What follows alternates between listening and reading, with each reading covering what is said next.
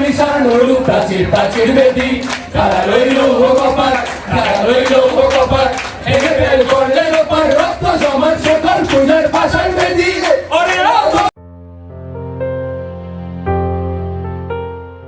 কলকাতাত মহিলা চিকিৎসক হত্যাৰ প্ৰতিবাদত ভাৰতীয় চিকিৎসক সন্থাৰ আহ্বানত আজি দেশজুৰি কৰ্মবিৰতি পালন কৰিছে চিকিৎসকসহ চিকিৎসাকৰ্মীসকলে।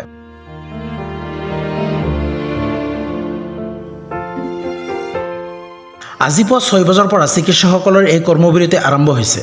দেশ তথা ৰাজ্যৰ লগতে শিলচৰ মেডিকেল কলেজতো কৰ্মবিৰতি পালন কৰিছে মেডিকেল কলেজৰ চিকিৎসক আৰু চিকিৎসাকৰ্মীসকলে।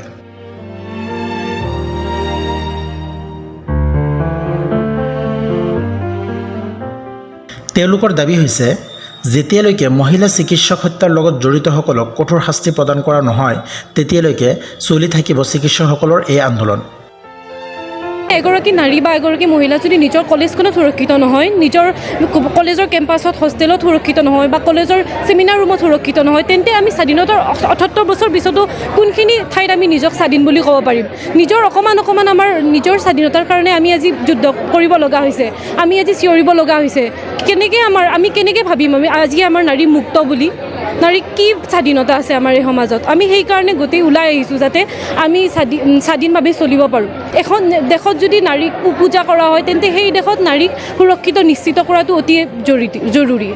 পুৰা ইণ্ডিয়াৰ ওপৰত আমি দেখিছোঁ যে বহুত বস্তু হৈ থাকে, কিছুমান প্ৰাইমেৰী লেভেলত হয়, কিছুমান আমাৰ কলেজতো হয়, কিন্তু এই ৱেষ্ট বেংগলত যিটো বস্তু হ'লে যে এটা PG ৰেচিডেণ্টৰ ৰেপ আৰু মাৰ্ডাৰ এটেম্প্ট হৈছে আৰু তাৰপিছত যিটো ঘটনা ঘটিছে 15 তাৰিখৰ ৰাতিপুৱাৰ দিনা এটা 10 বজাৰ সময়ত যে এভিডেন্স ডিষ্ট্ৰয় কৰা এটা ইছ্যু হৈছে, যেতিয়া আমি প্ৰটেষ্ট কৰিলোঁ, কেণ্ডেল মাৰ্চ কৰিলোঁ, তাৰে পিছত যেতিয়া CBI ইনভেষ্টিগেশ্যন দিয়া গৈছে, তাৰে পিছত এভিডেন্স ডিষ্ট্ৰয় কৰা বস্তুটো একদম সেইটো যথেষ্ট বেয়া বস্তু হৈছে।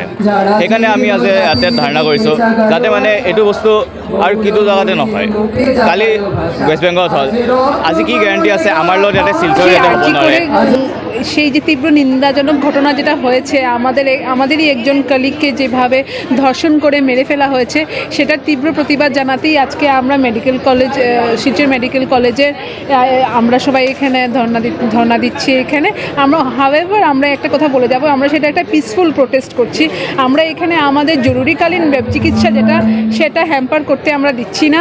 আমরা 24 ঘন্টার যে সার্ভিস, আমাদের ইমার্জেন্সি সার্ভিস, সেটা কিন্তু আমরা চালিয়ে নিচ্ছি, আমাদের সহকর্মীরা সেটা চালিয়ে নিচ্ছেন। আর শুধু আমরা OPD সার্ভিস থেকে আমরা নিজেদেরকে বিরত রাখছি। আর সেই OPD সার্ভিসেও কিন্তু রুগীদের কোনো ক্ষতি স্বীকার করা হচ্ছে না।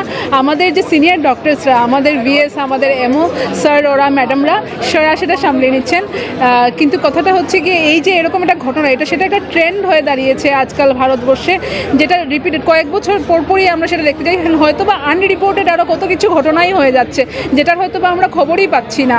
তাই এই সব ঘটনার আমরা তীব্র প্রতিবাদ জানিয়ে আজ আমরা এখানে ধর্ণা দিচ্ছি। সেটা আমরা সরকারের কাছে আর্জি জানাই যে সেরকম একটা ল বের করা হোক যাতে যে কোনো মহিলার প্রতি, জরুরি না যে শুধু মহিলার ডক্টর হবে বা নার্স হবে বা অন্য কোনো যে কোনো মহিলার প্রতি যে কেউই যে কোনো দুষ্কৃতি যখন ওদের নজর ফেলে, ওদের প্রাণ যেন ভয়ে কেঁপে ওঠে যে না, আমরা কোনোভাবেই কোনো ধরনের কোনো খারাপ ব্যবহার আমরা করতে পারি না ওর সাথে। এই চেঞ্জটা যেন আমাদের সোসাইটিতে আসে। আমরা প্রথম দাবি যেটা হচ্ছে কি, আমাদের দুষ্কৃতির শাস্তি চাই। সেই দুষ্কৃতিকে যত তাড়াতাড়ি পারুক আইডেন্টিফাই করা হোক আর ওনাকে কঠোরতম সাজা দেওয়া হোক, সেটাই আমাদের দাবি। যে আমাদের সিকিউরিটি গার্ড থাকা চাই, আমাদের CC ক্যামেরা থাকা চাই। খুবই আশাবাদী যে আমাদের দাবিগুলো আমাদের পূর্ণ হবে, আর না হলে আমরা এরকমই আমাদের প্রোটেস্টটা চালিয়ে যাব।